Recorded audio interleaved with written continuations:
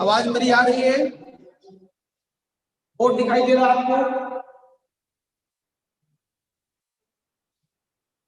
Okay, thank you thank you thank you thank you.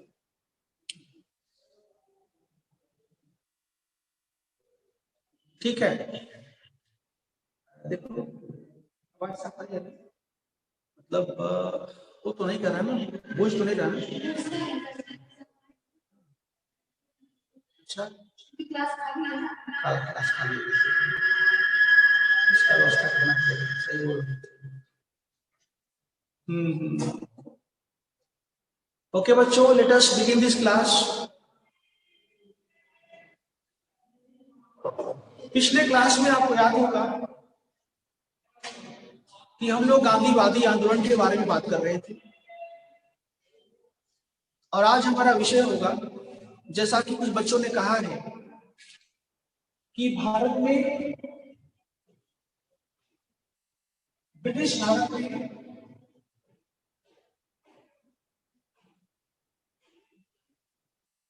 क्रांतिकारी क्रांतिकारी आंदोलन का विकास, क्रांतिकारी आंदोलन का विकास, क्रांतिकारी आंदोलन का विकास। आपको बोर्ड दिखाई दे रहा है? जो मैंने बोर्ड पर लिखा है आपको दिखाई दे रहा है बच्चों? बोर्ड पर जो हमने लिखा है, can you see this? Okay, देखो आवाज थोड़ा सा प्रॉब्लम ये है, उसका व्यवस्था हम करते हैं कि अभी जो मैं क्लास ले रहा हूं ये पूरा क्लास खाली है, ठीक है? और इसके पहले जो मैं क्लास लेता था तो अपने घर से लेता था,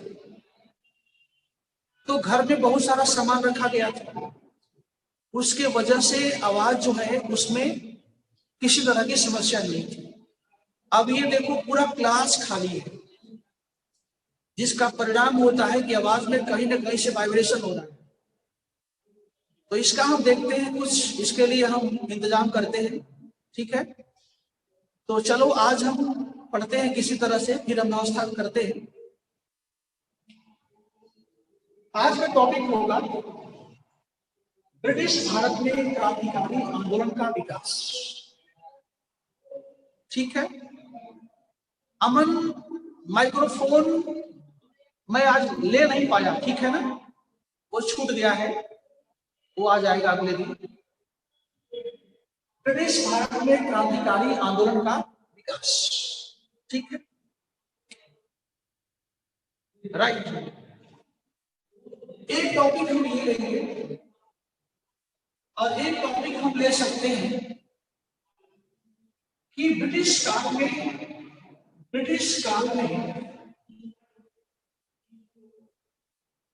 समाजवाद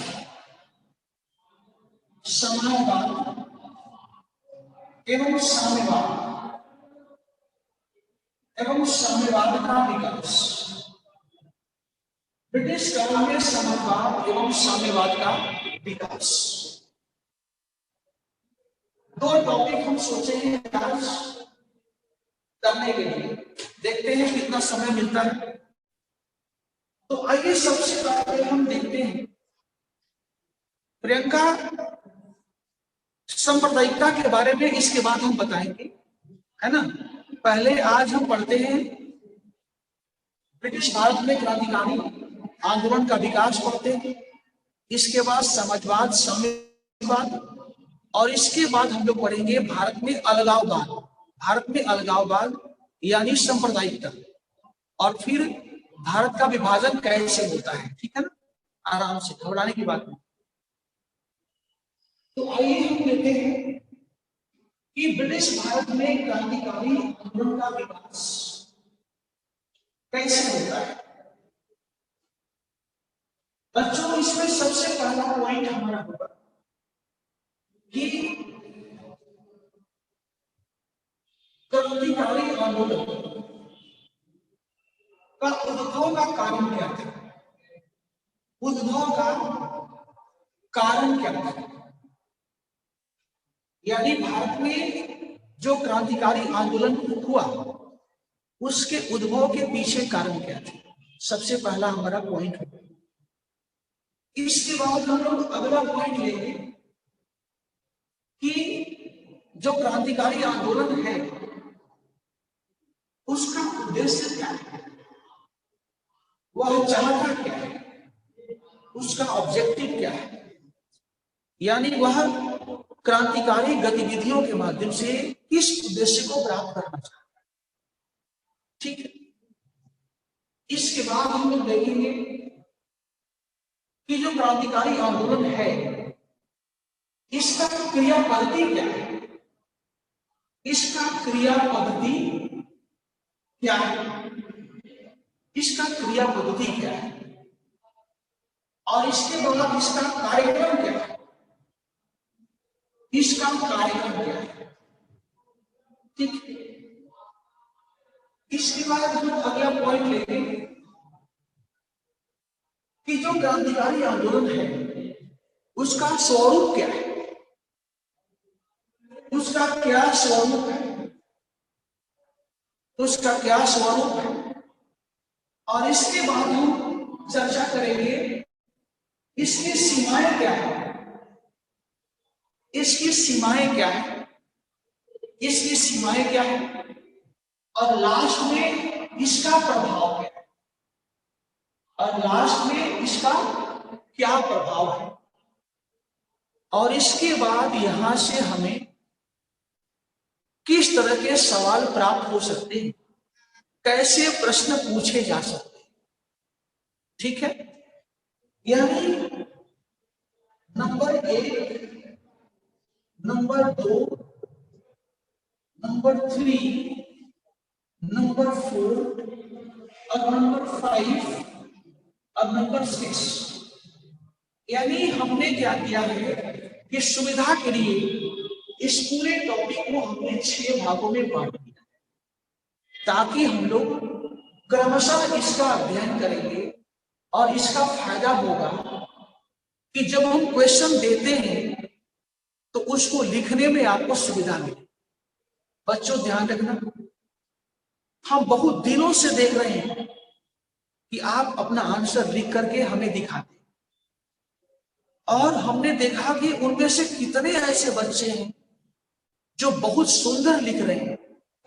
उसका यही कारण है कि हम लोग शुरू से जो है लिखना शुरू किए, और उसी का परिणाम हुआ है कि धीरे धीरे हमें लेखन शैली जो है हमें सीखने में सहायता मिली, और यही जो है आपको जो है फायदा परीक्षा में मिले। ठीक है, कुछ सुधार करना होगा, अभी भी कुछ बच्चे ऐसे हैं जिनको सुधार करना होगा, कुछ ऐसे मेरे पास जो है क्या कहते हैं आंसर आते हैं जिनमें नाम नहीं होता है। यदि नाम होता तो मैं व्हाट्सएप पर लिखकर डालता कि चलो भाई प्रियंका तुम अपने उत्तर को जरा सुधार लेना। तो इसलिए जो भी आंसर लिखिए अपना नाम के साथ लिखा ताकि हम आपको संबोधित कर सकें, ताकि हम आपको पर्सनली जो है आपको हम गाइड कर सकें। इस बात को ध्यान रखना। ठीक है, तो चलिए सबसे पहले आप लोग बताइए कि ब्रिटिश भारत में जो क्रांतिकारी आंदोलन का उद्भव हुआ उसके पीछे कारण क्या थे, उसके पीछे क्या कारण थे, सबसे पहले आप बताइए। इसके बाद हम इसके ऊपर प्रकाश करें। चलिए जल्दी से आप लोग बताइए कि ब्रिटिश काल में अहिंसा में विश्वास नहीं। अजीत बहुत सुंदर, बहुत बढ़िया, ठीक है, बहुत बढ़िया, ठीक है। शोषण बहुत बढ़िया, और ब्रिटिश साम्राज्यवादी नीति, हाँ ठीक है, और क्या, हाँ वो भी है, ठीक है, और दमनकारी नीति बहुत बढ़िया। सोनल कोमल बहुत बढ़िया, बहुत बढ़िया, ठीक है। शोषण ठीक है, विस्तारवादी नीति विद्या, ठीक है, अच्छी बात है। देखो भारत में ब्रिटिश काल में जो क्रांतिकारी आंदोलन का विकास हुआ, अब सुनिए, भारत में ब्रिटिश काल में जो क्रांतिकारी आंदोलन का विकास, यदि हम उसके उद्भव के कारणों पर प्रकाश डालते हैं तो हम सबसे पहले प्राप्त करते हैं बच्चों कि नंबर 1 उदारवादी प्लस उग्रवादी नेताओं की क्रिया पद्धति प्लस कार्यक्रम से प्राप्त निराशा, ये सबसे पहला कारण है। ये सबसे पहला कारण, ध्यान रखना, ठीक है, चीजों को समझिए आप। सबसे पहला कारण है कि भारत में जितने भी नौजवान छात्र थे, लोग थे, उनका उदारवादियों से और उग्रवादियों से उनका मोह भंग हो गया, उनका विश्वास टूट गया। वो कैसे? जो उदारवादी थे बच्चों, उनकी जो क्रिया पद्धति थी वो भिक्षावृत्ति थी। वो कहते थे कि हमें सरकार के सामने प्रार्थना करना चाहिए, हमें सरकार से निवेदन करना चाहिए और सरकार का हमें विरोध नहीं करना चाहिए। हमें संवैधानिक मर्यादा के अंतर्गत रहते हुए अपनी मांगों को जो उचित होगा सरकार के सामने लगातार रखना चाहिए। ठीक, बाद में क्या हुआ कि जो उग्रवादी नेता थे लाल बहादुर, उन्होंने उदारवादियों का आलोचना किया कि प्रार्थना करने के माध्यम से आपको स्वराज्य प्राप्त नहीं होगा, सरकार साम्राज्यवादी है, इसलिए सरकार से आप कुछ प्राप्त करना चाहते हैं तो उसके लिए आपको जन आधारित आंदोलन करना पड़ेगा। अच्छी बात, लेकिन क्या हुआ, उग्रवादियों ने भी ब्रिटिश सरकार का विरोध करने के लिए जन आधारित आंदोलन चलाने की बात तो किया, मैंने पहले पढ़ाया, आप याद कीजिए। लेकिन उग्रवादियों ने ये नहीं बताया बच्चों, ये नहीं बताया कि उसका क्रिया पद्धति कैसे हो, उसका कार्यक्रम क्या हो।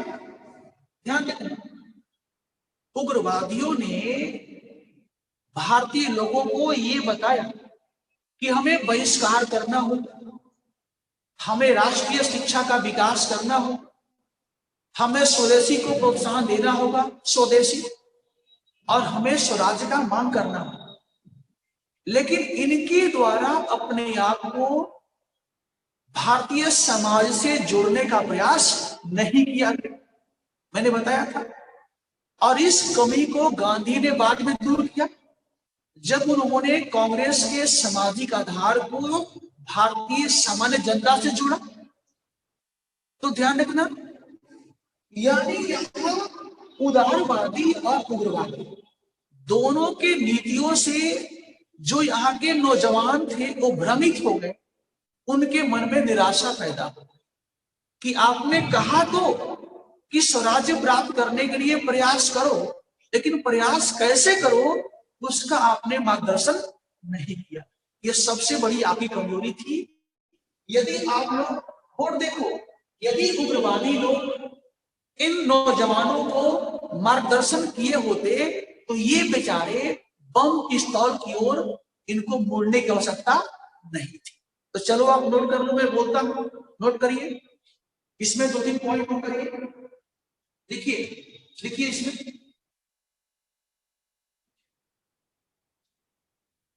उदारवादी एवं उग्रवादी दोनों नेताओं के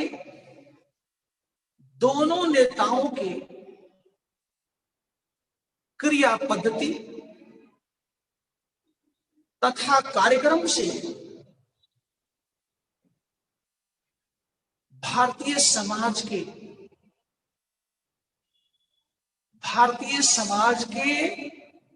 नवयुवक वर्ग भारतीय समाज के नवयुवक वर्ग संतुष्ट नहीं था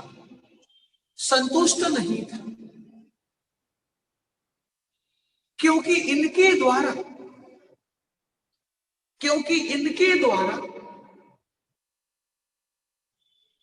एक उद्देश्य तो दिया गया,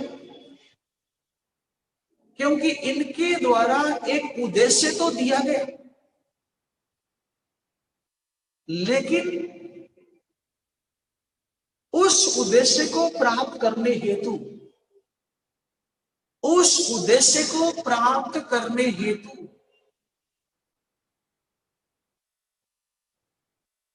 सही तरह से मार्गदर्शन नहीं किया गया,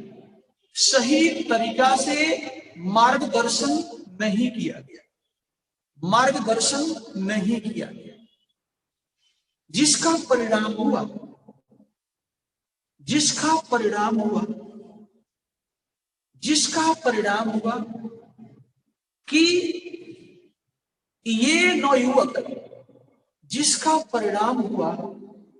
कि ये नवयुवक बम और पिस्तौल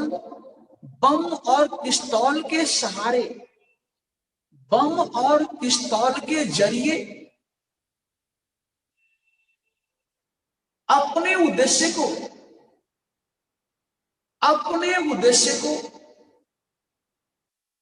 प्राप्त करने का चेष्टा करने लगे,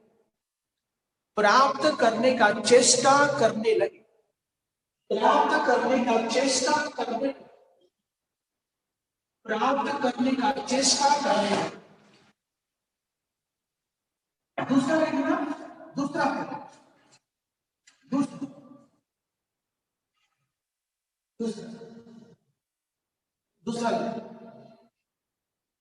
ब्रिटिश सरकार की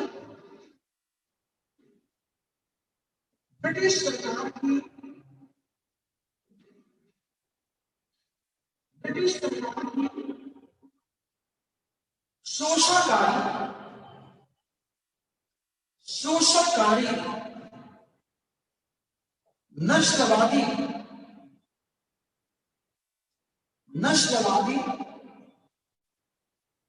नीतियां, ब्रिटिश सरकार की शोषणकारी एवं नस्लवादी नीतियां,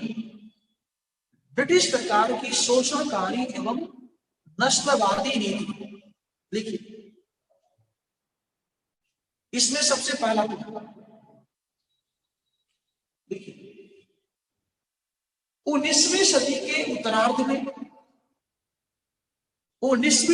के उत्तरार्ध में मतलब समाप्ति में 19वीं सदी के उत्तरार्ध में भारत में बेरोजगारी की समस्या भी बढ़ रही थी। भारत में बेरोजगारी की समस्या भी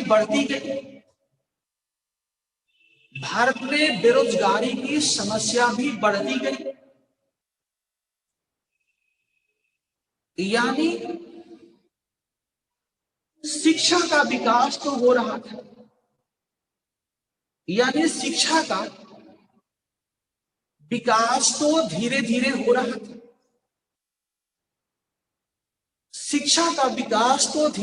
रहा था, उस अनुपात में सरकारी सेवाओं में 20% भारतीय लोगों का भागीदारी नहीं हो रहा था। भारतीय लोगों का भागीदारी नहीं हो रहा था। उधर कृषि उद्योग, व्यापार वाणिज्य आदि क्षेत्रों में भी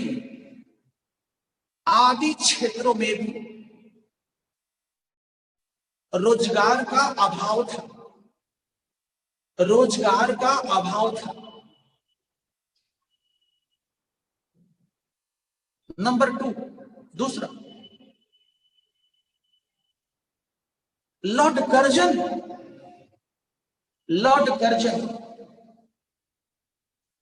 भारत में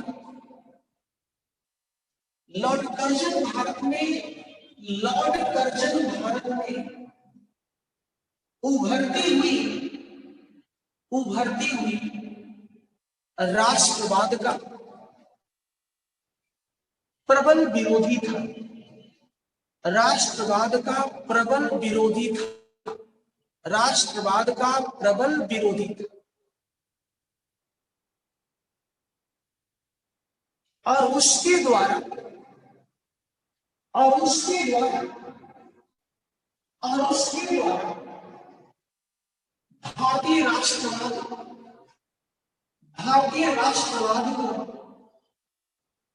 उसके द्वारा भारतीय राष्ट्रवाद को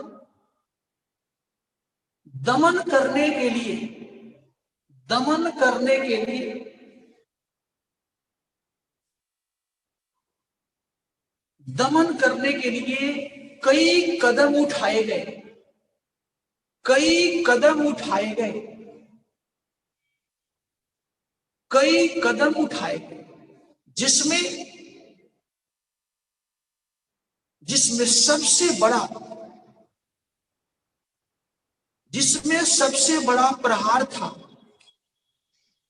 जिसमें सबसे बड़ा प्रहार था, ऐसे प्रहार था, बंग विभाजन,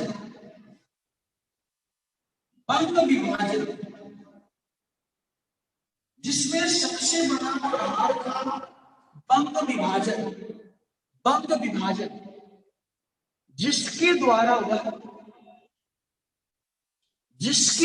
वह बंगाल में उभरने वाली राष्ट्रवादी चेतना को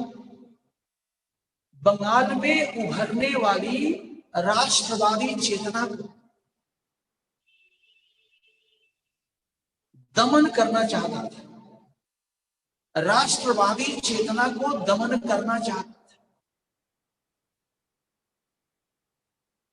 नेक्स्ट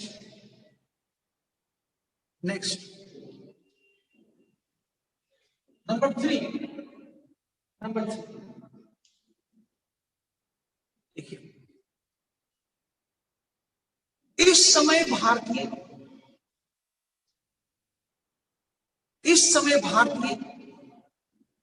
समाज सुधारक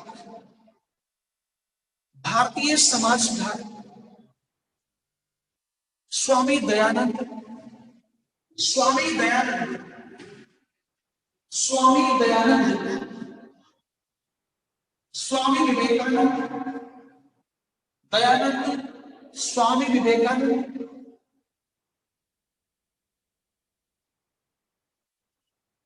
स्वामी विवेकानंद के शिक्षाओं का भी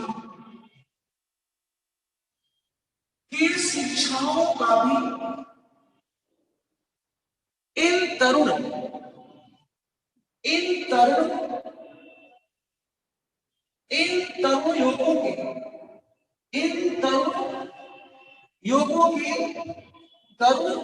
युगों के दिमाग पर, मस्तिष्क पर गहरा प्रभाव पड़ा। इन तरुण युवकों के मस्तिष्क पर गहरा प्रभाव पड़ा।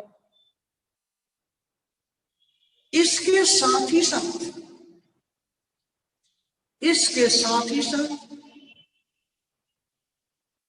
बंकिम चंद्र चटर्जी बंकिम चंद्र चटर्जी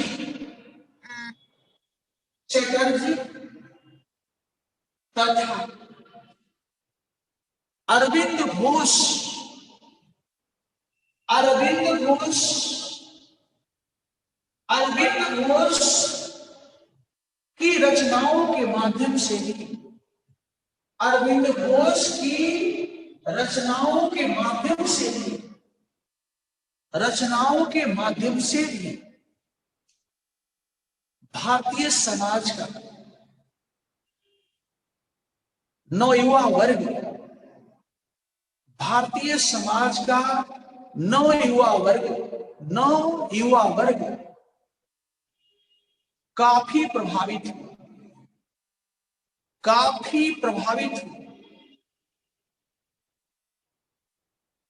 जिसका परिणाम हुआ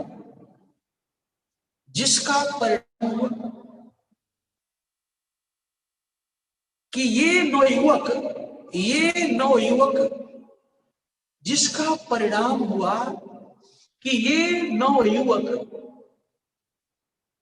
आत्म बलिदान ऐसे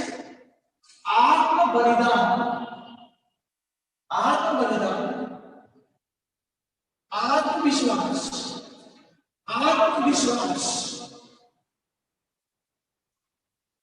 के जरिए,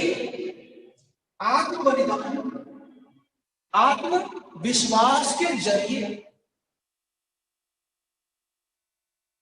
स्वराज्य प्राप्त करने की कल्पना करने लगे, स्वराज्य प्राप्त करने की कल्पना करने लगे। नेक्स्ट पॉइंट, अंतरराष्ट्रीय घटनाओं का प्रभाव। अगला पॉइंट, अंतरराष्ट्रीय घटनाओं का प्रभाव लिखिए।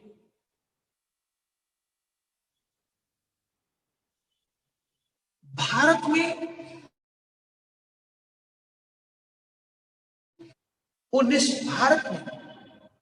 20वीं सदी के प्रारंभ में उभरने वाली राष्ट्रवादी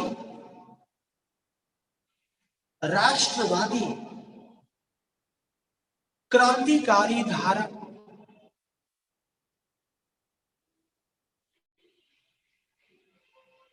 के विकास को तत्कालीन अंतरराष्ट्रीय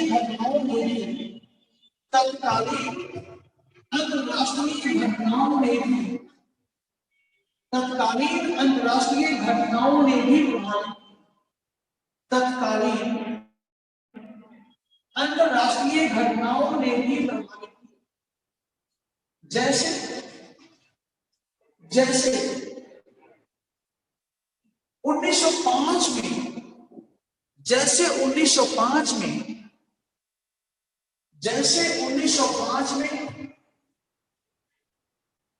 जापान के द्वारा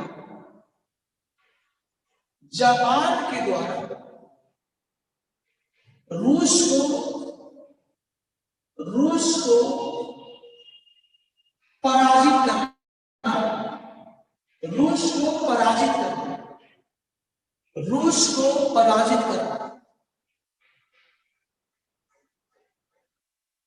दूसरे शब्दों में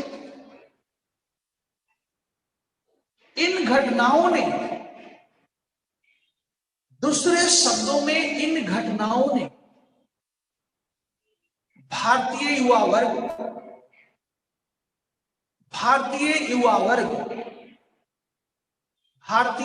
युवा वर्ग के मन में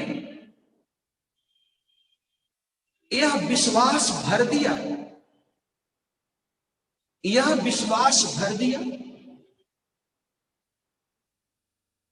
कि संगठित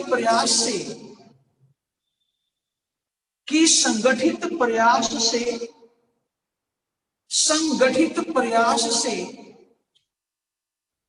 यूरोपीय लोगों को भी पराजित किया जा सकता है। संगठित प्रयास से यूरोपीय लोगों को भी पराजित किया जा सकता है।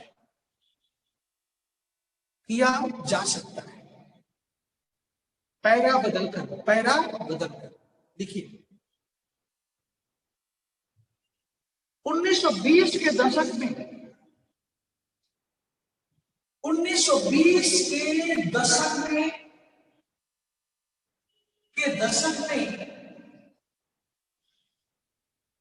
गांधीवादी आंदोलन, 1920 के दशक में गांधीवादी आंदोलन, असहयोग आंदोलन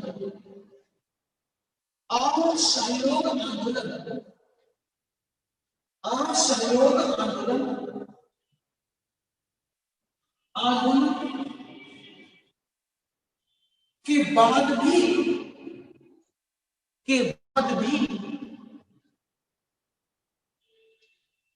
भारतीय राष्ट्रीय आंदोलन में राष्ट्रवादी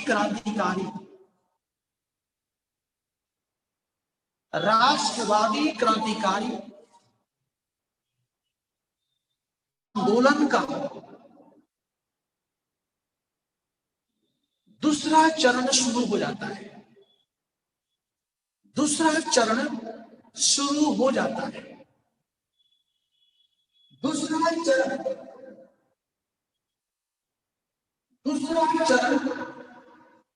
का मतलब सेकेंड फेज, दूसरा चरण शुरू हो जाता है, क्योंकि नंबर 1 पहला फर्स्ट वर्ल्ड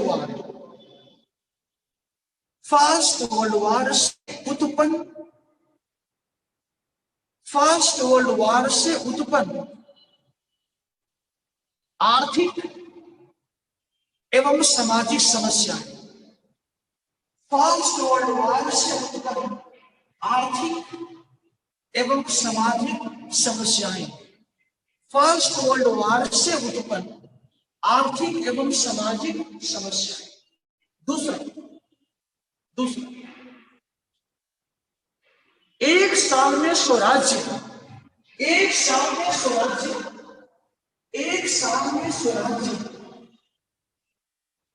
देने का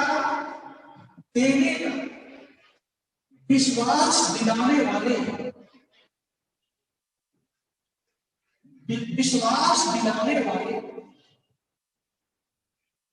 गांधी जी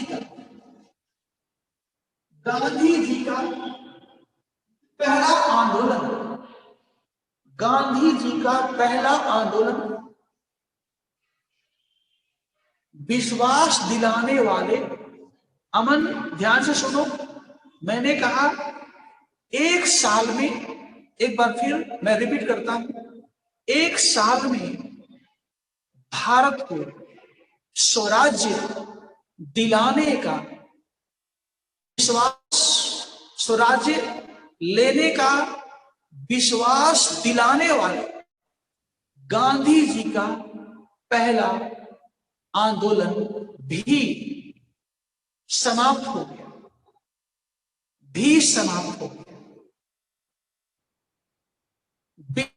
बिना स्वराज्य दिए हुए,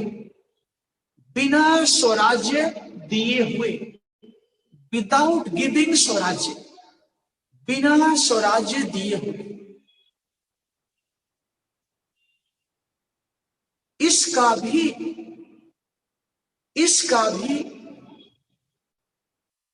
भारतीय नवयुवा वर्ग पर, इसका भी भारतीय नवयुवा वर्ग पर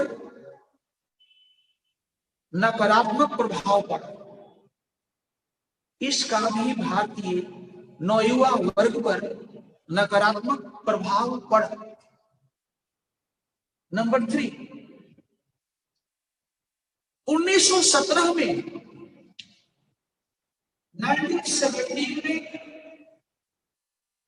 रूस में होने वाली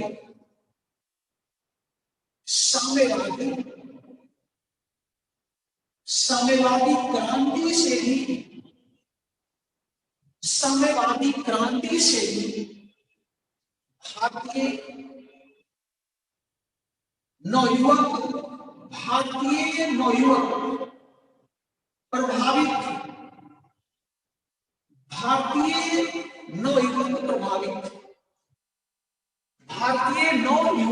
प्रभावित थे। और ये भी क्रांति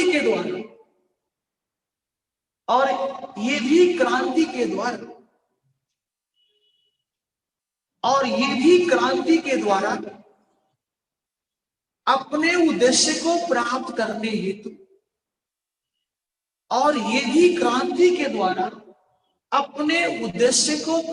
करने हेतु, कल्पना करने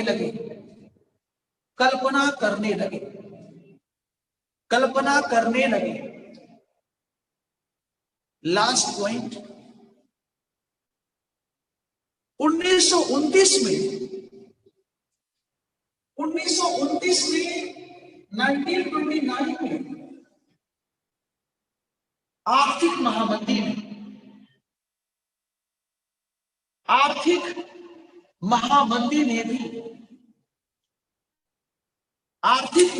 ने भी या एक काम करिए, इसको छोड़ दीजिए, इसको काट दीजिए क्योंकि ये बाद का हो जाएगा, ठीक है।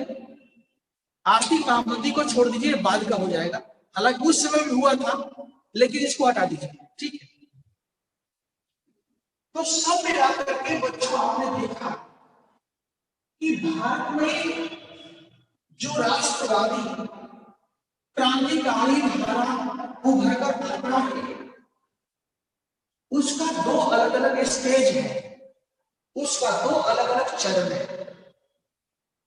पहला चरण आपने देखा कि 20वीं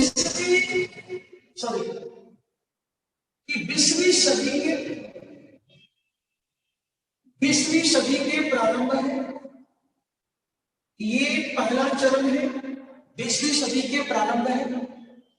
और दूसरा चरण है 1920 में, है ना, 1920-22 में होने वाला असहयोग आंदोलन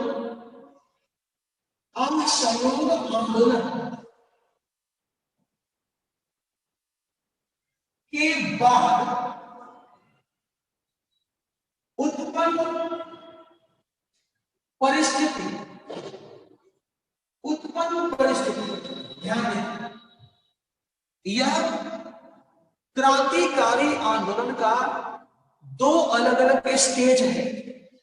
पहला है 20वीं सदी के प्रारंभ और दूसरा है 1920-22 के दौरान, जब गांधी के द्वारा आयोजित असहयोग आंदोलन विफल हो जाता है, समाप्त हो जाता है, तब दूसरी बार यह क्रांतिकारी धारा उभर कर आती है, जिसमें आप देखोगे आजाद है, भगत सिंह है, राम प्रसाद बिस्मिल है, वो कई लोग आते हैं उसमें, ठीक है।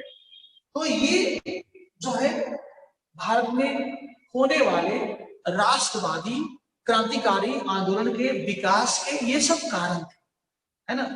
यानी जब परीक्षा में पूछा जाएगा कि भारत में राष्ट्रवादी क्रांतिकारी धारा का विकास कैसे हुआ, तो वहां पर आप इन कारणों का उल्लेख करेंगे। ठीक है, अब हम लेते हैं अगला पॉइंट कि राष्ट्रवादी क्रांतिकारी धारा जो है इसका उद्देश्य क्या है, और इसके बाद इसका क्रिया पद्धति क्या है, इसका कार्यक्रम क्या है, ध्यान दें। ठीक है, तो सबसे पहले हेडिंग डालिए उद्देश्य, इनका उद्देश्य क्या है। ठीक, ध्यान दें।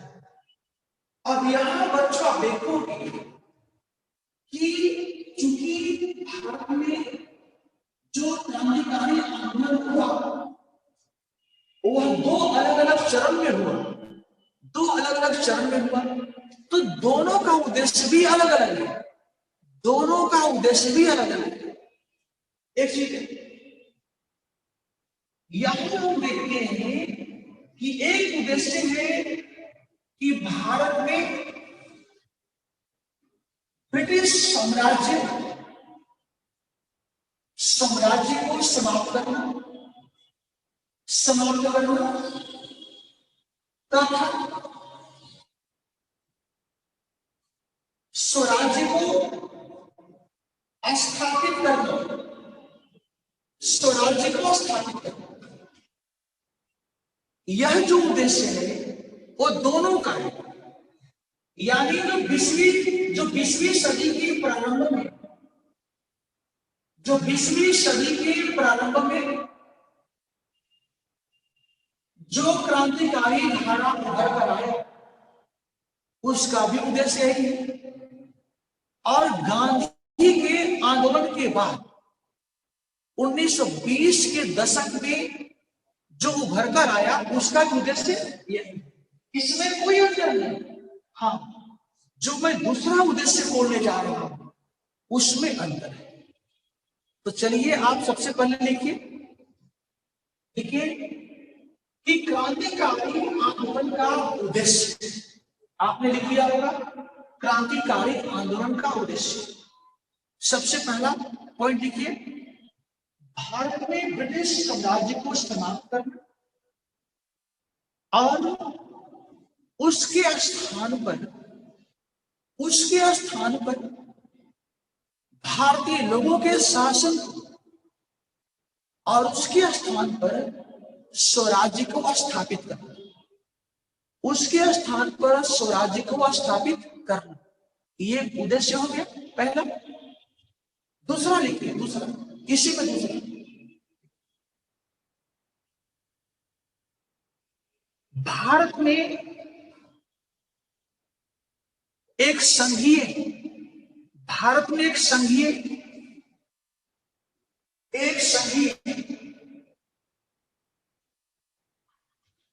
समाजवादी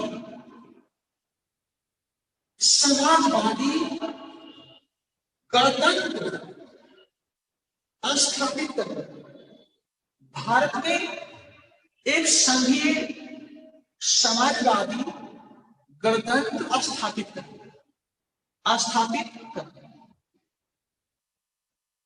देखिए डैश देकर स्थापित करना, यहां पर डैश स्थापित करने के बाद डैश, और डैश के बाद लिखिए वास्तव में यह उद्देश्य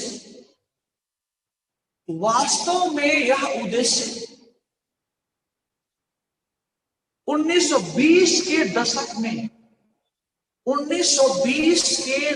में गांधीवादी आंदोलन, 1920 के दशक में गांधीवादी आंदोलन, असहयोग आंदोलन के समाप्ति के बाद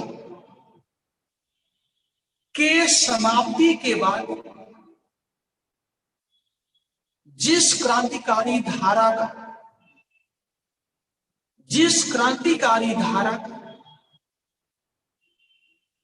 कानपुर कानपुर उत्तर प्रदेश, और फिरोज शाह कोटला कानपुर, कानपुर, और फिरोज शाह कोटला, फिरोज शाह कोटला दिल्ली, फिरोज शाह कोटला दिल्ली, फिरोज शाह कोटला दिल्ली में हुआ। उसका ही परिणाम था, उसका ही परिणाम था कि क्रांतिकारियों ने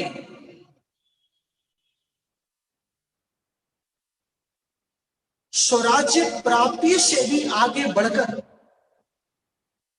स्वराज्य प्राप्ति से भी आगे बढ़कर, स्वराज्य प्राप्ति से भी आगे बढ़कर एक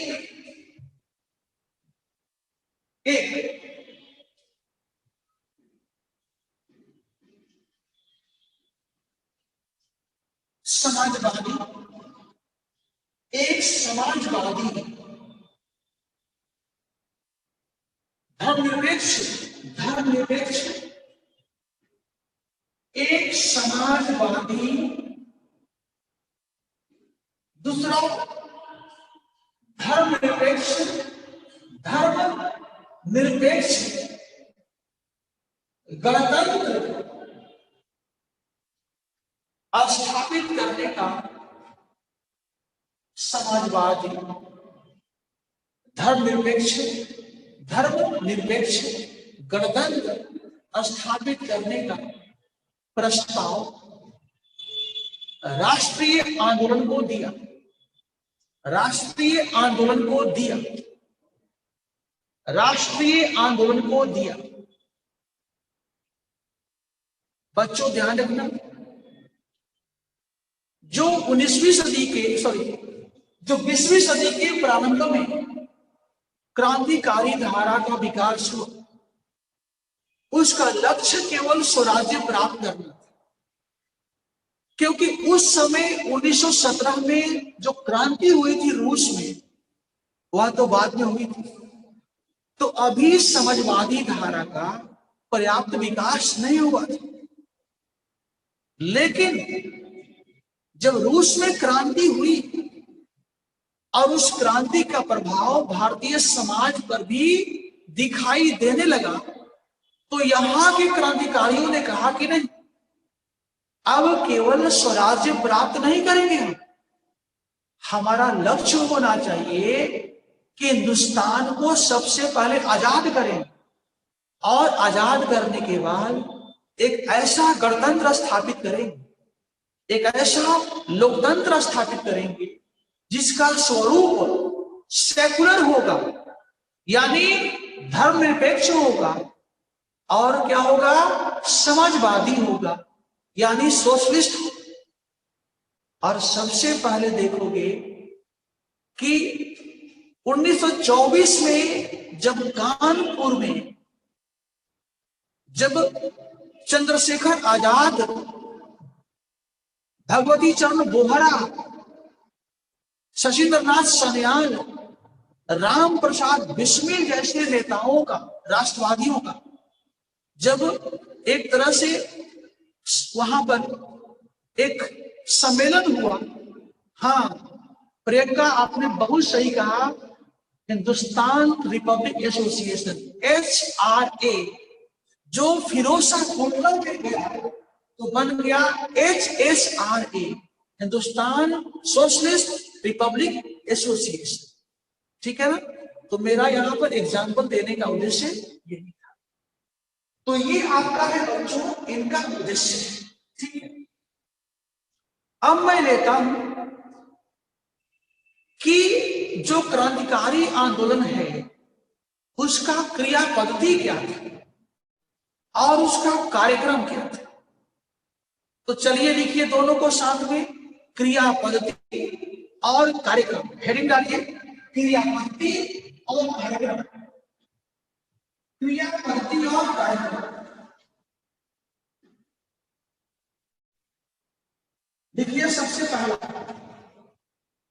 सबसे पहला उनका क्रिया पद्धति देखिए,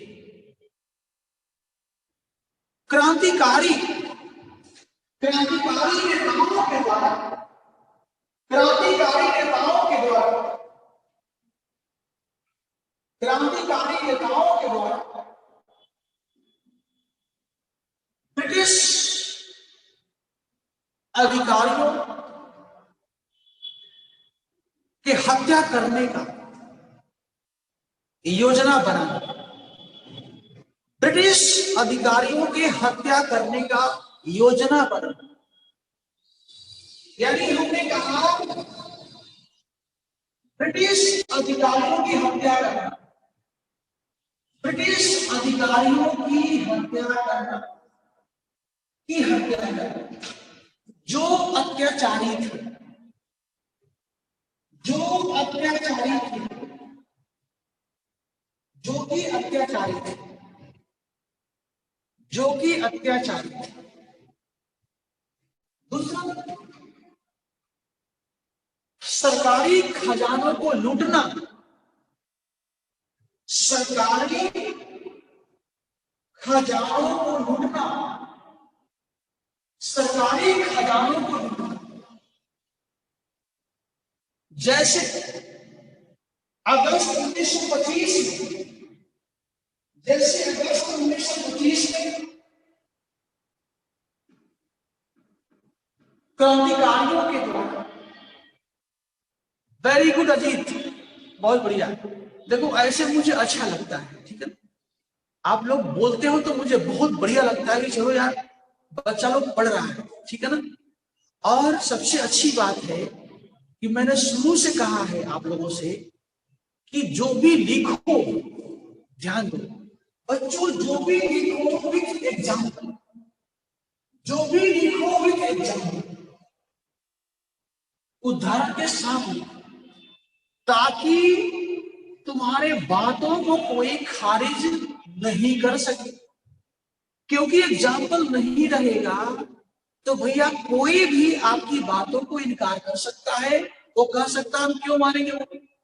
यदि आप एग्जाम्पल देते हो, आपका जो आंसर है बच्चों वह बन जाता है क्या, अकाट्य बन जाता है, वह आपका आंसर बन जाता है अकाट्य।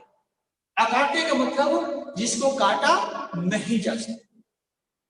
तो आपने लिखा, लिखो सरकारी खजानों को लूटना।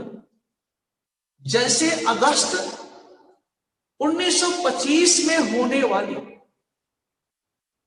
अगस्त 1925 में घटित काकोरी ट्रेन डकैती, काकोरी ट्रेन डकैती,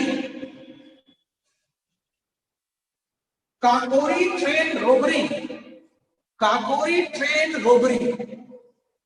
चलो मैं बोलता हूं Neha, Kakori train robbery, Kakori train robbery, ठीक है। इसको बनाने से वो तुमको दिखाई दे रहा है क्या, चमक रहा है, देखो नेहा बोल रही है चमक रहा है, चमक रहा है, तो जरा जाके देखो।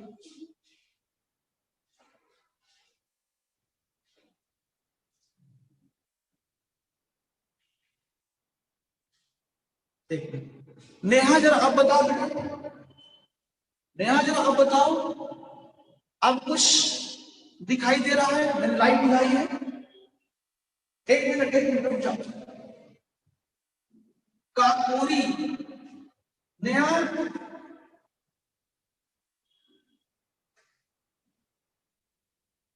नेहा फिर बताओ, बहुत लाइट है। ज्योति एक मिनट, हाँ बात तो सही बोल रहे मुनमुन, कुछ मार्कर जो है पतला वाला है,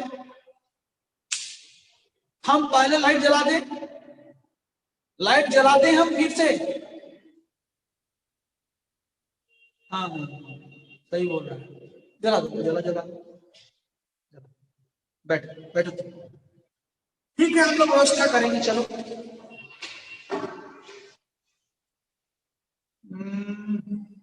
हाँ देखो, मैंने कहा जैसे काकोरी ट्रेन डकैती, काकोरी ट्रेन डकैती, ठीक है। यानी हमारा दूसरा कार्यक्रम था कि सरकारी खजानों को लूटना, सरकारी खजानों को लूटना, ये पहला पॉइंट था। दूसरा पॉइंट था, इसके पहले हमने क्या बोला था कि सरकारी अधिकारियों की हत्या करना, जो कि अत्याचारी थे उनको मारना, ठीक है। नंबर 3, तीसरा लिखो, तीसरा तीसरा क्रांतिकारियों ने देश के अलग अलग भागों में, क्रांतिकारियों ने देश के अलग अलग भागों में अपने विचारों को, अपने विचारों को, कार्यक्रम को, कार्यक्रम को, कार्यक्रम को प्रचार प्रसार करने हेतु, प्रचार प्रसार करने हेतु गुप्त, गुप्त समितियों का भी, गुप्त समितियों का भी, गुप्त समितियों का भी स्थापना किया, गुप्त समितियों का भी स्थापना किया। जैसे गुप्त समितियों का भी स्थापना किया, गुप्त समितियों का भी स्थापना किया। जैसे नंबर 1,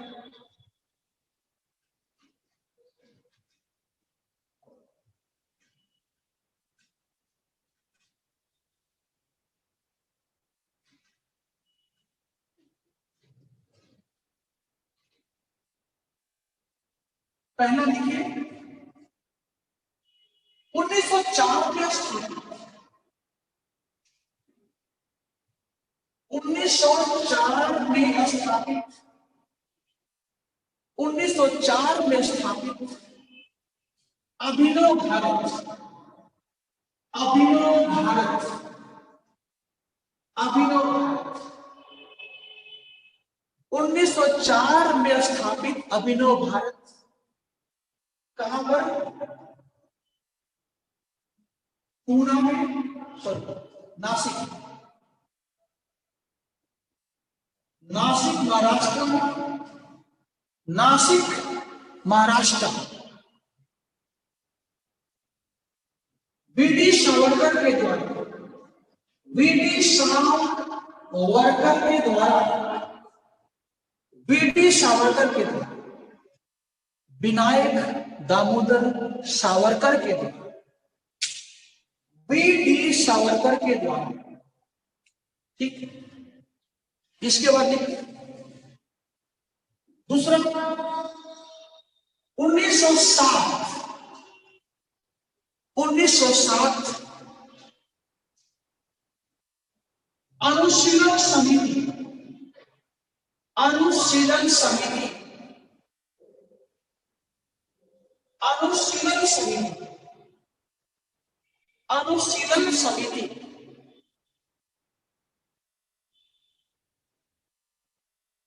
मिदनापुर, मिदनापुर, मिदनापुर, बारिंद्र कुमार घोष, बारिंद्र कुमार घोष, बारिंद्र कुमार घोष तथा भूपेंद्र नाथ दत्त, तथा भूपेंद्र नाथ दत्त, भूपेंद्र नाथ दत्त के द्वारा भूपेंद्र नाथ दत्त के द्वारा। ठीक है, अगला लिखो नंबर 3। अक्टूबर 1924 में, अक्टूबर 1924 में, अक्टूबर 1924 में कानपुर में स्थापित, कानपुर में स्थापित, कानपुर में स्थापित Hindustan Republic association, Hindustan Republic association, Kanpur में स्थापित Hindustan Republic association, Hindustan Republic association. ऐसे हिंदुस्तान रिपब्लिक एसोसिएशन, एसोसिएशन, ठीक है। किसके द्वारा? चंद्रशेखर आजाद, आजाद सचिंद्र, सचिंद्र नाथ, सचिंद्र नाथ समयाल, समयाल, समयाल। इसके बाद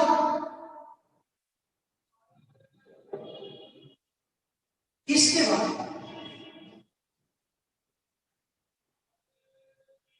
भगवती चरण बोहरा, भगवती चरण बोहरा, भगवती चरण बोहरा। राम प्रसाद बिस्मिल, राम प्रसाद बिस्मिल इत्यादि, कई नाम है इत्यादि, इसमें कई नाम है, राम प्रसाद बिस्मिल इत्यादि। ठीक, तो ये आपका एक तरह से 20वीं सदी में ब्रिटिश सरकार के विरुद्ध क्रांतिकारी धारा को प्रचार प्रसार करने हेतु क्रांतिकारी नेताओं के द्वारा इन समितियों का स्थापना किया, ताकि संगठित माध्यम से, एक संगठन के माध्यम से हम अपने उद्देश्य को प्राप्त कर सके। ध्यान देना। नेक्स्ट पॉइंट है, देखो ज्योति, जो अभिनव भारत है वह एक महाराष्ट्र के संगठन है, ध्यान रखना, जिसको बनाया था बीडी सावरकर ने बनाया था, याद रखो। और जो अभिनव समाज है इसका उद्देश्य वही है जो मैंने आपको बताया। क्या उद्देश्य? इनका उद्देश्य है कि हम हिंदुस्तान को पहले हम आजाद करेंगे, यानी कि ब्रिटिश साम्राज्य को समाप्त करें, नंबर 1। नंबर 2, जो यहां कुख्यात अधिकारी हैं जो भारतीय लोगों पर अत्याचार कर रहे हैं उनको हम मारेंगे, उनको हम हत्या करेंगे। और क्या करेंगे? जो ब्रिटिश खजाना है उसको लूटेंगे। और क्या करेंगे? अपने उद्देश्य को प्रचार करने के लिए हम साहित्यों का और समाचार पत्रों का प्रकाशन भी करेंगे, ताकि लोग हमारे उद्देश्य को, हमारी क्रिया पद्धति को, हमारे कार्यक्रम को और हमारे बारे में जान सके कि आखिर ब्रिटिश सावरकर ऐसा क्यों कर रहा है, ब्रिटिश सरकार उसके साथ कैसा व्यवहार कर रही है। यानी हम लोगों को बताएंगे ताकि अपने समाज में कोई हमें ये ना कह सके कि हम लोग बिना वजह हिंसा का, क्या बिना वजह हिंसा का सहारा ले। बहुत बढ़िया प्रेम का युगांतर है संध्या। देखिए अगला अगला पॉइंट, अगला इसी में अगला, क्रांतिकारियों के द्वारा, क्रांतिकारियों के द्वारा अपने उद्देश्य को,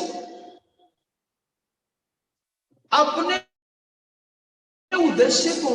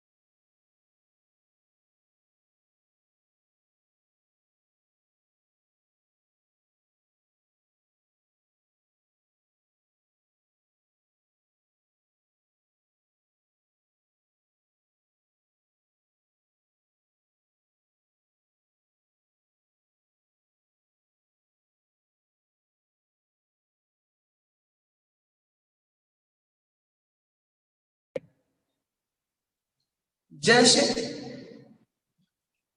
समाचार पत्रों का प्रकाशन भी किया गया। जैसे बंगाल में अरबिंदो घोष के द्वारा वंदे मातरम का प्रकाशन, अरबिंदो घोष के द्वारा वंदे मातरम का प्रकाशन, वंदे मातरम का प्रकाशन, ठीक है। नंबर 2, बाजीराव कहां पे छूटा है? बाजीराव आप बताओ कहां छूटा? अच्छा, लास्ट पॉइंट है। मैं बोलता हूं, बाजीराव मैं बोलता हूं, लिखो, मैं बोलता हूं, आराम से लिखो। लिखो, क्रांतिकारियों के द्वारा, क्रांतिकारियों के द्वारा अपने उद्देश्य को प्राप्त करने हेतु, अपने उद्देश्य को प्राप्त करने हेतु साहित्यों का रचना किया गया, साहित्यों का रचना किया गया तथा समाचार पत्रों का भी प्रकाशन किया गया, समाचार पत्रों का भी प्रकाशन किया गया, समाचार पत्रों का भी प्रकाशन किया गया, समाचार पत्रों का भी प्रकाशन किया गया। जैसे वंदे मातरम, जैसे वंदे मातरम, जैसे वंदे मातरम, वंदे मातरम अरविंद घोष के द्वारा, अरविंद घोष के द्वारा युगांतर, युगांतर बालेंद्र कुमार घोष, बालेंद्र कुमार घोष के द्वारा, कुमार घोष के द्वारा, ठीक है। साथ ही साथ पैरा बदलकर, पैरा बदलकर, साथ ही साथ, साथ ही साथ बंदी जीवन, बंदी जीवन, साथ ही साथ बंदी जीवन, सचिंद्रनाथ सम्याल, सचिंद्रनाथ सम्याल के द्वारा, बंदी जीवन सचिंद्र नाथ सम्याल के द्वारा तथा तथा तथा बम का दर्शन, बम का दर्शन, बम का दर्शन दर्शन, यानी the philosophy of bomb, the philosophy of bomb, bomb का दर्शन भगवती चरण बोहरा के द्वारा, भगवती चरण बोहरा के द्वारा, भगवती चरण बोहरा के द्वारा, बोहरा के द्वारा चंद्रशेखर आजाद के कहने पर बम का दर्शन भगवती चरण बोहरा के द्वारा चंद्रशेखर आजाद के कहने पर लिखा, चंद्रशेखर आजाद के कहने पर लिखा। ये दोनों साहित्य है और जो ऊपर वाला है वो दोनों न्यूज़पेपर है, ध्यान रखें, ठीक है, ओके। पैरा बदलकर लिखना, पैरा बदलकर, पैरा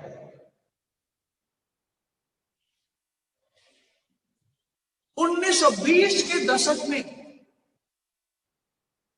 1920 के दशक में भगत सिंह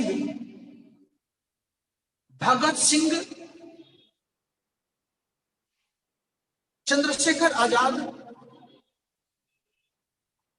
के नेतृत्व में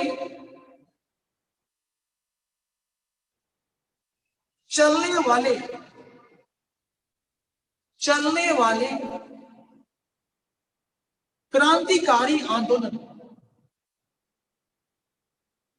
क्रांतिकारी आंदोलन में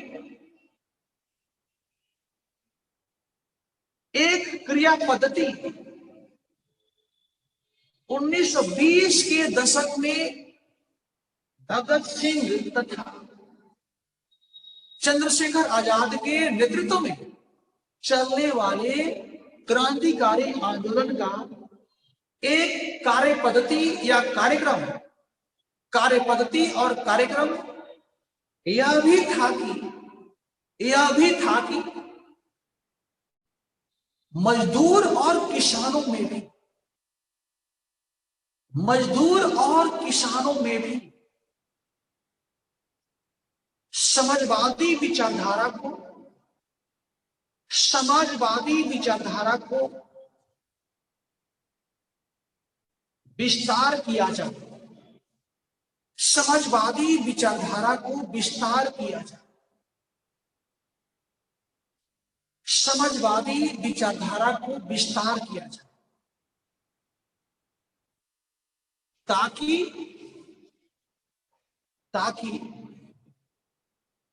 ताकि ब्रिटिश साम्राज्य के विरोध में, ताकि ब्रिटिश साम्राज्य के प्रतिरोध में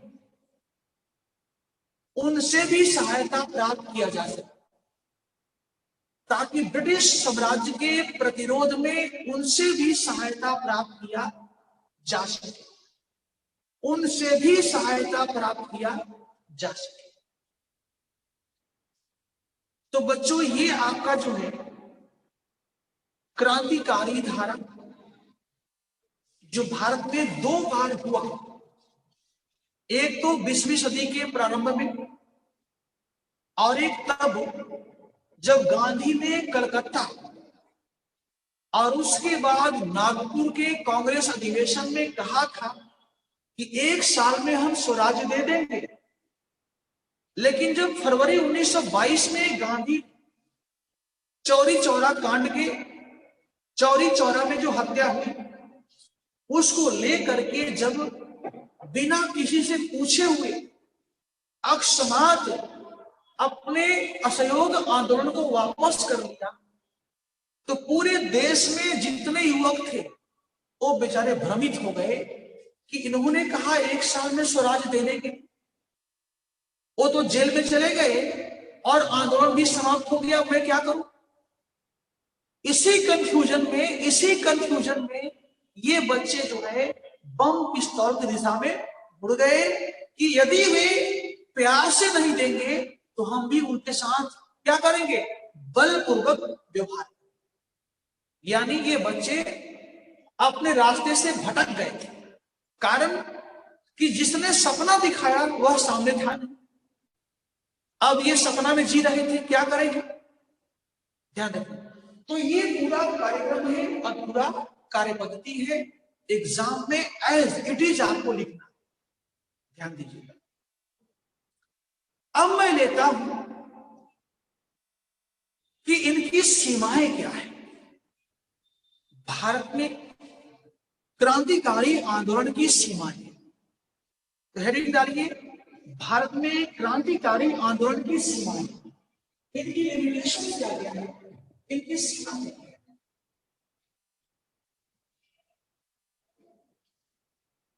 जरा समझ में आए, कोई दिक्कत हो कुछ देना, ठीक है।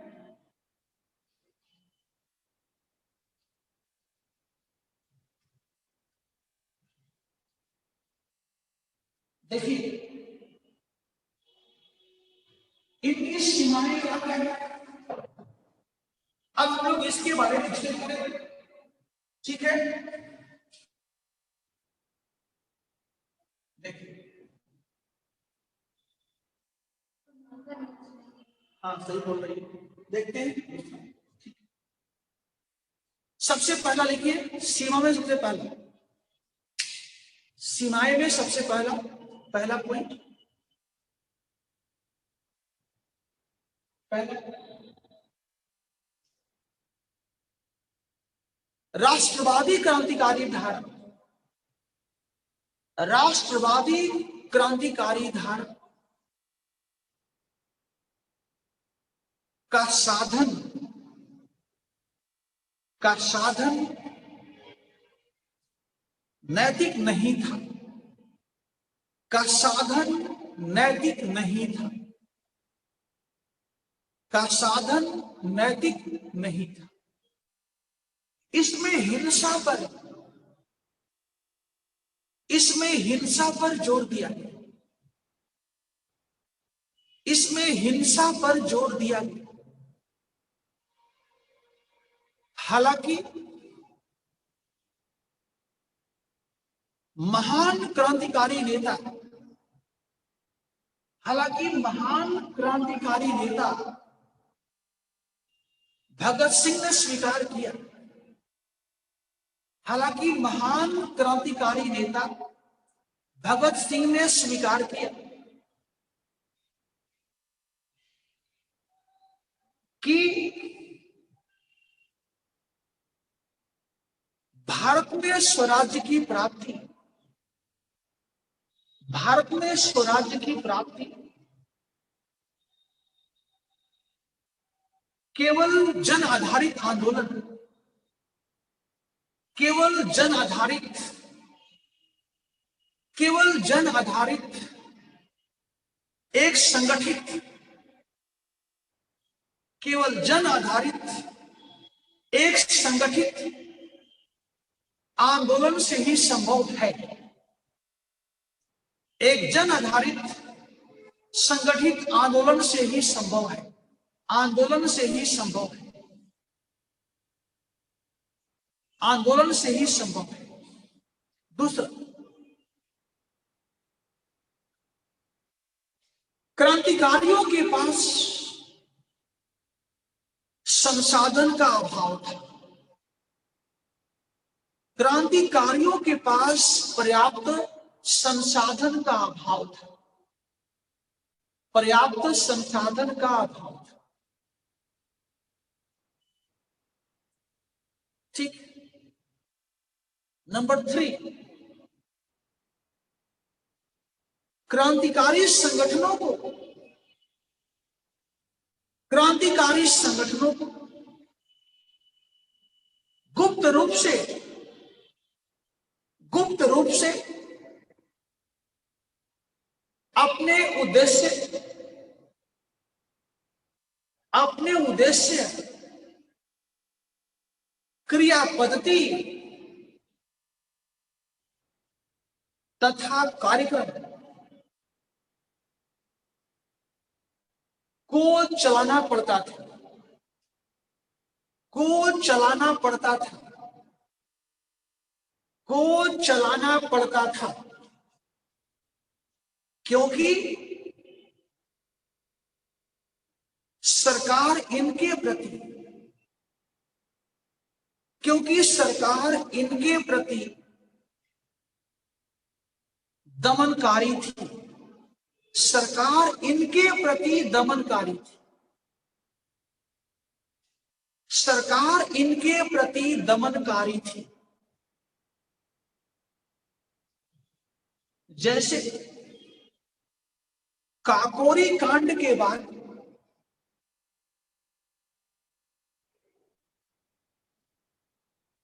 काकोरी कांड के बाद राम प्रसाद बिस्मिल बिस्मिल राम प्रसाद बिस्मिल राम प्रसाद बिस्मिल अस्तगफुल्लाह अस्तगफुल्लाह अस्तगफुल्लाह खान, राम प्रसाद बिस्मिल अस्तगफुल्लाह अस्तगफुल्लाह खान, अस्तगफुल्लाह खान जैसे क्रांतिकारियों को अस्तगफुल्लाह खान, ASFAKULLAH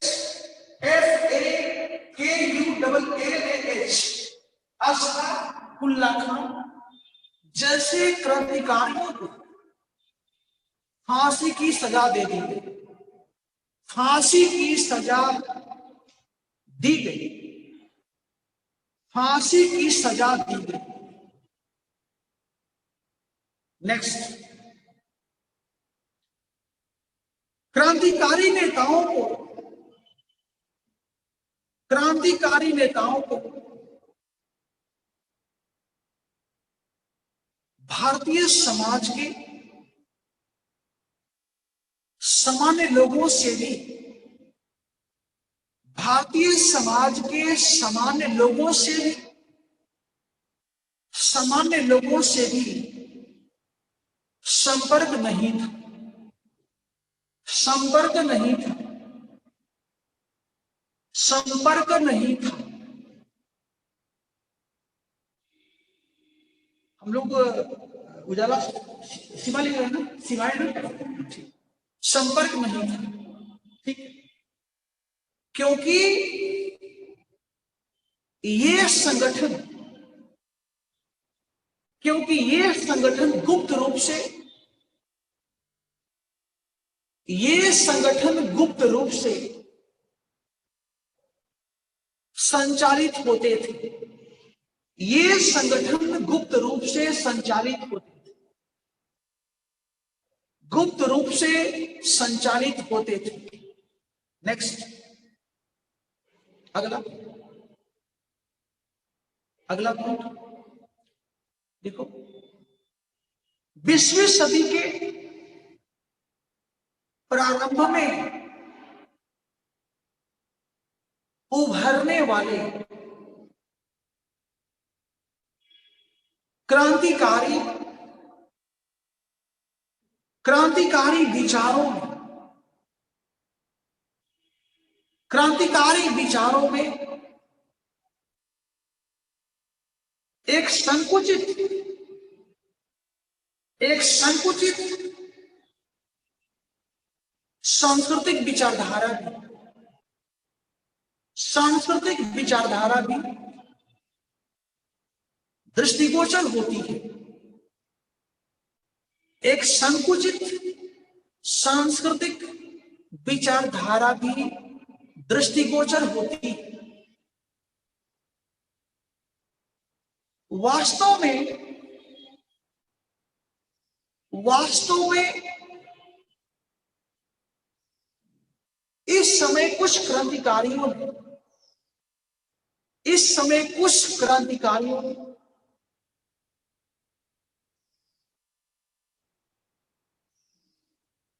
अपने आप को, अपने आप को हिंदू धर्म के साथ, हिंदू धर्म के प्रतीक चिन्हों के साथ, हिंदू धर्म के प्रतीक चिन्हों के साथ, हिंदू धर्म के प्रतीक चिन्हों के साथ जोड़ने का प्रयास किया। हिंदू धर्म के प्रतीक चिन्हों के साथ, सिंबल के साथ जोड़ने का प्रयास किया। हालांकि यह प्रयास सांप्रदायिक नहीं था, हालांकि यह प्रयास सांप्रदायिक नहीं था, सांप्रदायिक नहीं था। यह केवल सांस्कृतिक राष्ट्रवाद, यह केवल सांस्कृतिक राष्ट्रवाद, यह केवल सांस्कृतिक राष्ट्रवाद के चेतना से प्रभावित, उजाला दिखाई दे रहा है। यह केवल सांस्कृतिक राष्ट्रवाद के चेतना से प्रभावित होने के लिए, प्रभावित करने के लिए, लेकिन इसका परिणाम, लेकिन इसका परिणाम अप्रत्यक्ष रूप से ही सही, इसका परिणाम अप्रत्यक्ष रूप से ही सही, अप्रत्यक्ष रूप से ही सही भारतीय समाज में सांप्रदायिक, भारतीय समाज में सांप्रदायिक भावना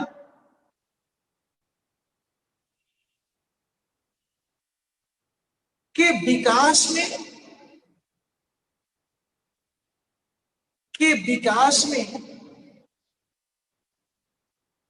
कुछ सहायता प्राप्त हो गई, कुछ सहायता प्राप्त हो गई, कुछ सहायता प्राप्त हो गई, कुछ सहायता प्राप्त हो गई। जैसे अरविंद घोष ने, जैसे अरविंद घोष ने काली पूजा की बात किया, जैसे अरविंद घोष ने काली पूजा की बात की, काली पूजा की बात किया, ठीक है, पूरे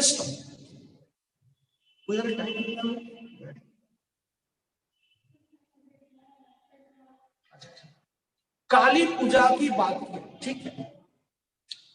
अब हम देखते हैं कि क्रांतिकारी आंदोलन का उसका स्वरूप क्या था। देखिए, क्रांतिकारी आंदोलन का स्वरूप, क्रांतिकारी आंदोलन का स्वरूप, क्रांतिकारी आंदोलन का स्वरूप।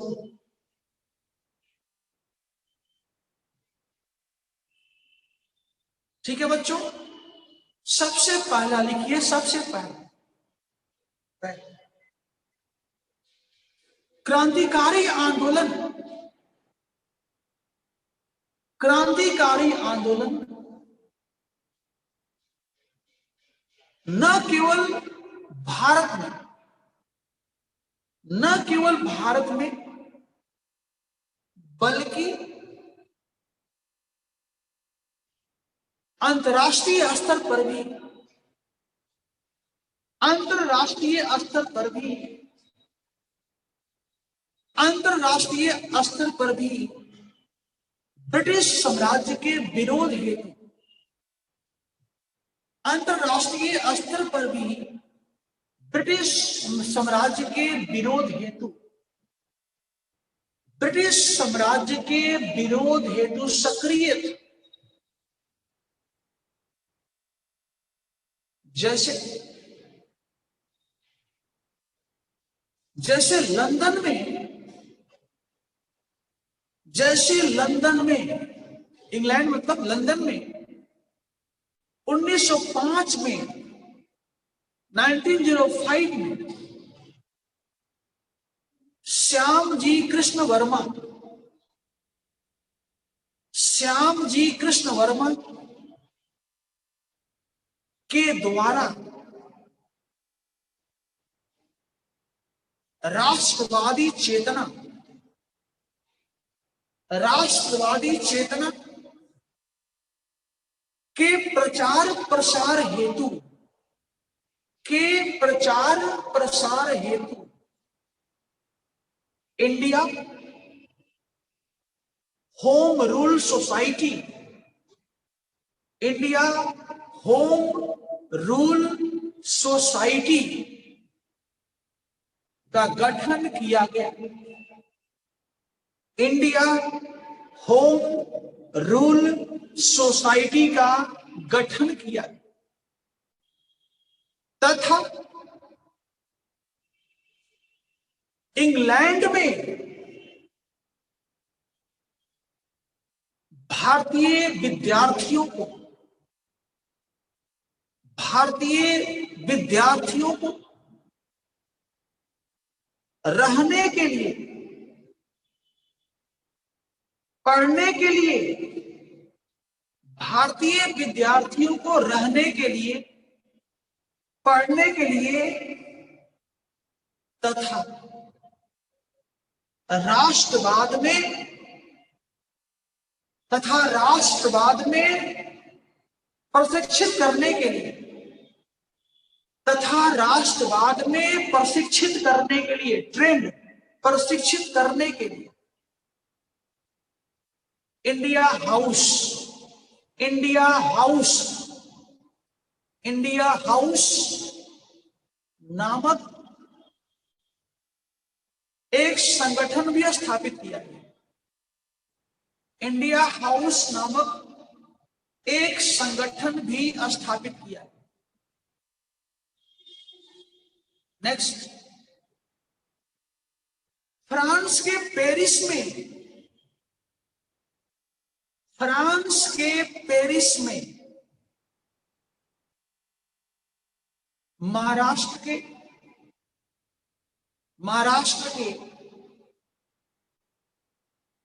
एक पारसी महिला, पारसी धर्म होता है पारसी, एक पारसी महिला, एक पारसी महिला madam Bhikaji, madam Bhikaji Rustom, Rustom RUSTUM, Rustom Cama, KAMA, madam Bhikaji Rustom Cama के द्वारा वंदे मातरम, हाँ बिल्कुल सही पवन पांडे, वंदे मातरम नामक राष्ट्रवादी समाचार पत्र को प्रकाशित करना, समाचार पत्र को प्रकाशित करना मैडम कामा को, मैडम कामा को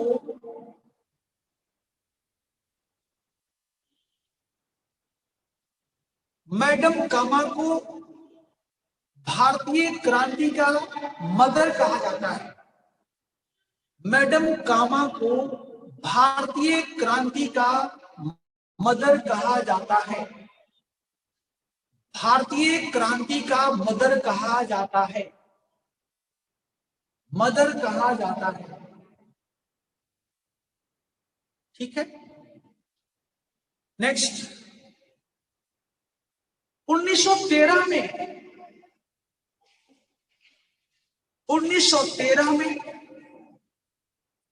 अमेरिका के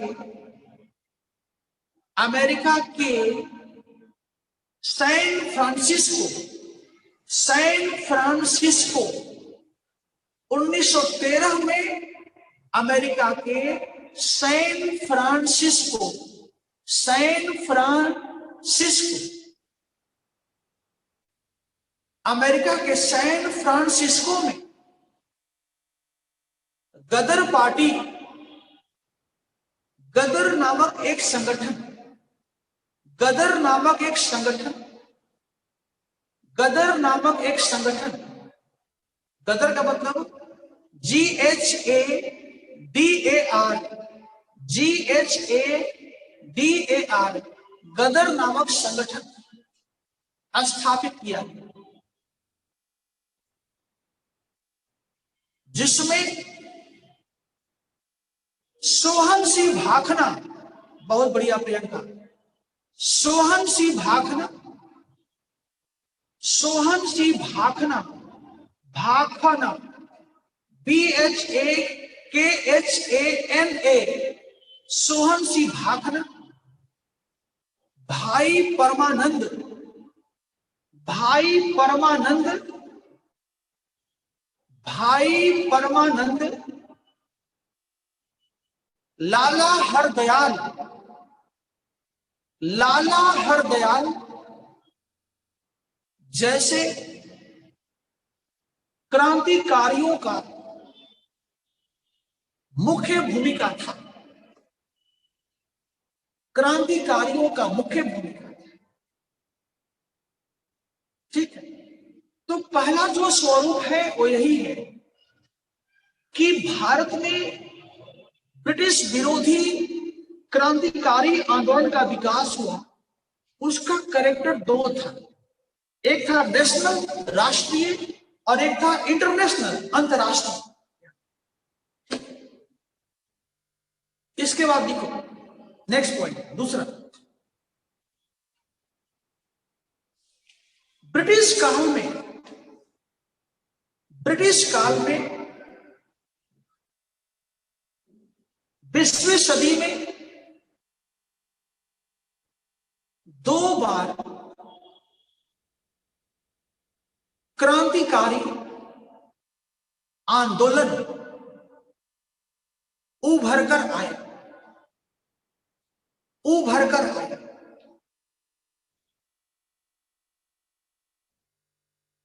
पहला दौर, पहला दौर, पहला दौर, दौर का मतलब है स्टेज, चरण। पहला दौर प्राचीन भारतीय, प्राचीन भारतीय सांस्कृतिक, प्राचीन भारतीय सांस्कृतिक विचारधारा से प्रभावित था। प्राचीन भारतीय हिंदूवादी संस्कृति से प्रभावित था। ऐसे प्राचीन भारतीय हिंदूवादी संस्कृति से प्रभावित था। जबकि HRA, जबकि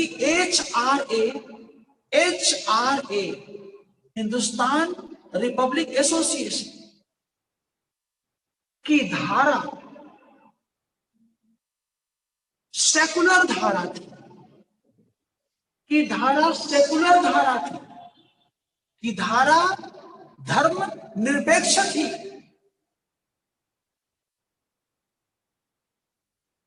नंबर 3, नेक्स्ट,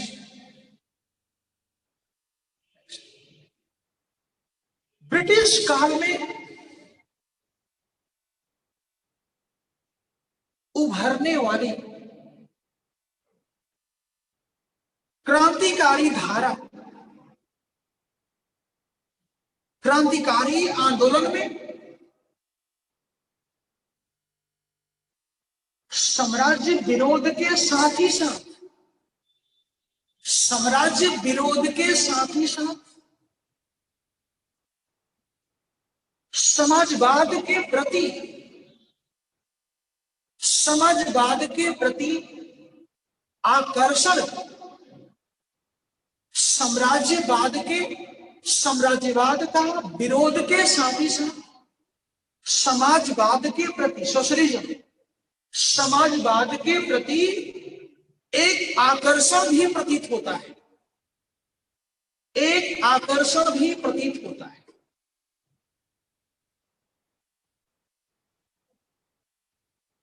ठीक है,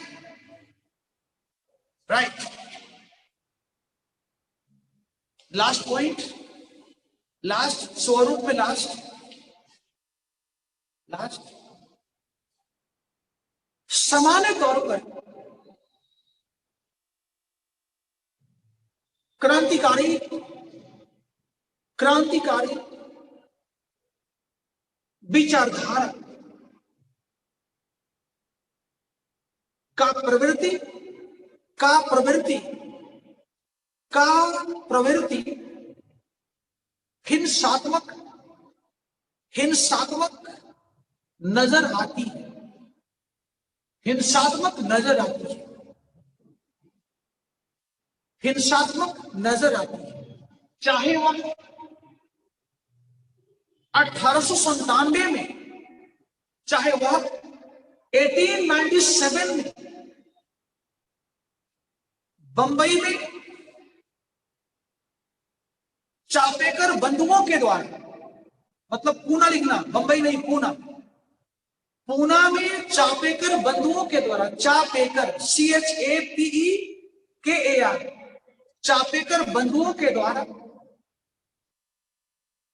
ब्रिटिश अधिकारी को हत्या करने का प्रयास, ब्रिटिश अधिकारी की हत्या किया जाना, ब्रिटिश अधिकारी की हत्या किया जाना, चाहे 1907 में, 1907 में बिहार में खुदीराम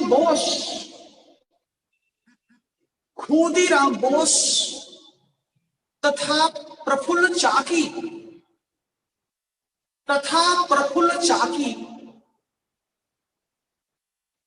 के द्वारा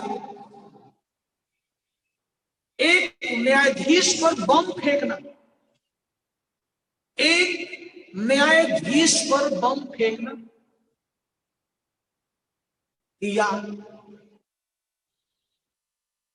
भगत सिंह और आजाद के द्वारा लाहौर में एक ब्रिटिश पुलिस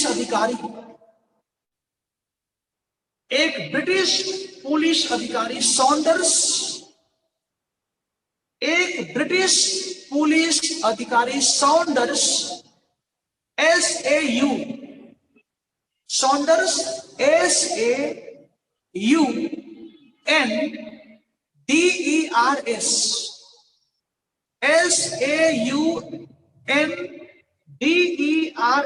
SAUNDERS, सॉन्डर्स की हत्या किया जाना,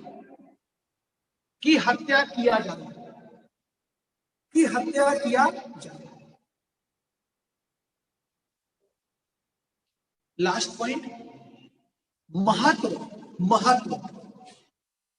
आज फिनिश हो जाएंगे कम से कम। महत्व लिखो, निस्संदेह ये हमारा महत्व होगा और साथ में कंक्लूजन होगा दोनों। संक्षेप में भारतीय राष्ट्रवादी क्रांतिकारी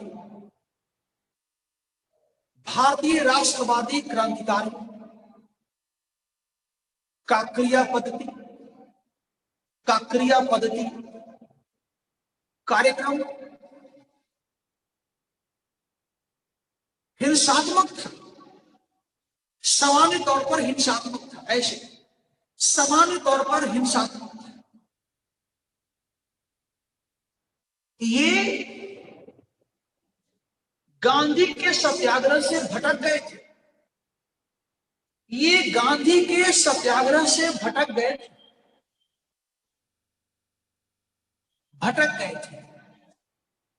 लेकिन इनके द्वारा राष्ट्रहित में, इनके द्वारा राष्ट्रहित में निर्भीक होकर जिस तरह से अपने प्राणों की आहुति दिया गया, अपने प्राणों की आहुति दिया गया, उसे भारतीय राष्ट्रीय आंदोलन में, उससे भारतीय राष्ट्रीय आंदोलन में स्वराज्य प्राप्ति हेतु, स्वराज्य प्राप्ति हेतु किए गए स्वराज्य प्राप्ति हेतु किए गए संघर्ष में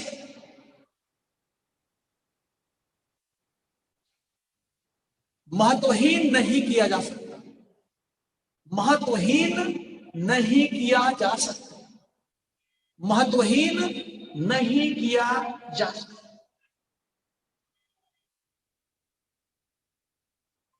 गांधी ने भी इन क्रांतिकारियों की क्रिया पद्धति को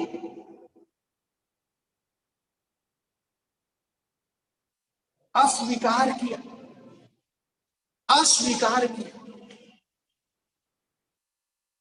लेकिन इनके बलिदान को सदैव नमन किया, इनके बलिदान को सदैव ही नमन किया। यहां तक कि भगत सिंह, सुखदेव और राजगुरु, यहां तक कि भगत सिंह, सुखदेव और राजगुरु के फांसी के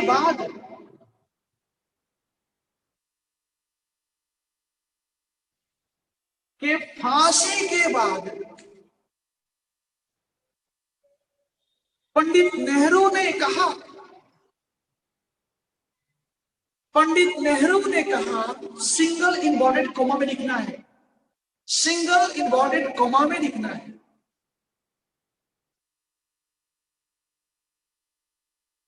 भारत और ब्रिटिश सरकार के बीच, भारत और ब्रिटिश सरकार के बीच, गांधी भारत और ब्रिटिश सरकार के बीच भगत सिंह का शव का मतलब डेड बॉडी, ध्यान देना बच्चों, यहां शव का मतलब डेड बॉडी, ऐसे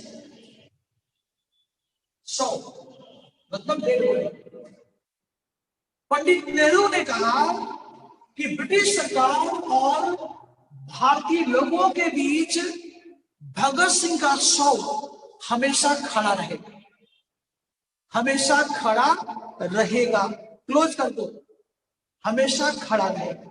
इसका मतलब बच्चों, इसका मतलब हुआ कि पंडित नेहरू का कहना था कि जब जब हमें भगत सिंह याद आएंगे तब तब आपके साथ रिश्ता हमारा खराब ही हो, जब जब हमें याद हो जाएगा कि हमने भगत सिंह को मारा है तब तब हमारा आपके प्रति व्यवहार अच्छा नहीं, क्योंकि आपने हमारे साथ बुरा किया है, ध्यान देना। तो बच्चों ये आपका जो है क्या कहते हैं टॉपिक था भारत में क्रांतिकारी आंदोलन का विकास, ठीक है। तो चलिए आज क्लास हम समाप्त करते हैं, और शायद हमें लगता है अमन, देखो जो इम्पैक्ट है उसका मतलब यही हुआ ना, प्रभाव का मतलब यही है, ध्यान देना, जो आपने लिखा है यही प्रभाव है, ठीक है। तो बच्चों मुझे लगता है कि कल का क्लास शायद ऑफ रहना चाहिए, कारण कल 26 जनवरी है और चाणक्य आईएएस कोई भी राष्ट्रीय फेस्टिवल होता है उस दिन शायद क्लास को ऑफ रखता है, लेकिन जब तक सूचना आएगा नहीं तब तक हम लोग कुछ नहीं कर सकते। तो आइए, आज का सेवा हमारा समाप्त हुआ और हम लोग कल फिर मिलेंगे। एक चीज हमको बताइए यहाँ पर कि यहाँ पर जो पहले हम लोग पढ़ते थे और जो 2 दिन से हम लोग पढ़ रहे हैं, तो कहाँ कहाँ प्रॉब्लम आ रही है? लाइट में प्रॉब्लम है, जरा बताइए। हम लाइट में प्रॉब्लम है, बोर्ड दिखाई देता है, बोर्ड दिखाई देता है, ठीक है ठीक है, ओके ओके। तो देखो अभी क्या है ना कि क्योंकि पूरा कमरा जो है खाली है ना, तो ऐसे में आवाज थोड़ा गूंजता है ना, फिर भी हम लोग व्यवस्था करते हैं, चलो कोई बात नहीं है। तो चलो बच्चों, हम लोग फिर मिलते हैं अगले दिन, ठीक है? Okay, thank you.